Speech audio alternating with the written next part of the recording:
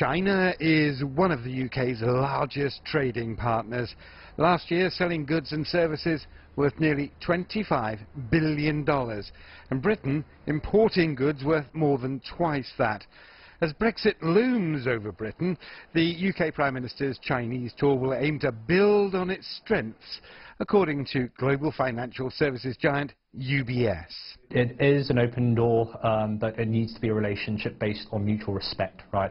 And I think mutual respect is there, and Beijing is well aware of the difficulties and the challenges that Britain's facing. Pursuing new trade deals with Beijing on her first official visit to China, Theresa May could find a warm reception. After all, Chinese investments in Britain last year more than doubled to over $20 billion, according to a report from law firm Baker McKenzie. One of China's biggest single global investments is Hinkley Point in the UK's West Country, the first new nuclear power station to be built in Britain in a generation.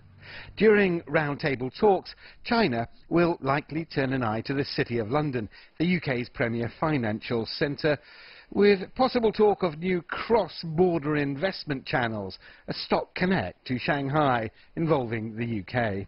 And then there's China's Belt and Road Initiative, a $1 trillion new Silk Road involving infrastructure projects in scores of countries. Tick the right boxes, stay away from the geopolitical influence side of things, because these are more sensitive topics, then I think it's very easy for both sides to actually reach to reach an accord. It's not a zero-sum game at all. A golden era in relations between the UK and China was a phrase first coined by President Xi Jinping on a state visit to Britain 2 years ago. Ahead of Theresa May's trip to China, the prospects for the so-called golden era is seen here in London, at least, as good. And that, of course, bodes well for any post-Brexit free trade pact that the two sides might agree. Richard Bestick, CGTN, London.